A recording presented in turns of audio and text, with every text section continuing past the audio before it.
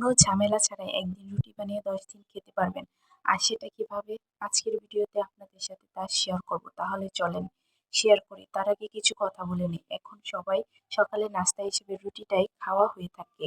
Student আপুরা, চাকরিজীবী ভাইয়েরা আপুরা অনেকের বাসায় প্রতিদিন রুটি বানিয়ে খাওয়া অনেক সময় সম্ভব হয় না। তাই আমার এই টিপসটা ফলো করলে সহজে প্রতিদিন ঝামেলা পোহাতে হবে না।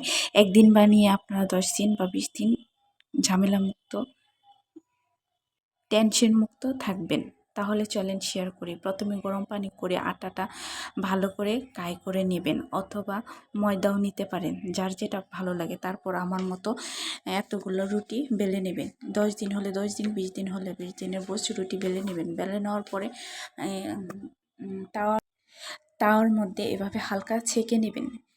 তারপর এগুলা ফ্যানের নিচে রেখে দেবেন ঠান্ডা হওয়ার পর্যন্ত। সবগুলো রুটি এভাবে ছেঁকে নেবেন, ঠান্ডা হওয়ার পর্যন্ত অপেক্ষা করতে হবে। ঠান্ডা হওয়ার পর র্যাপিং পেপার দিয়ে এভাবে রুটিগুলো একের পর এক ভাঁজ করে রাখবেন।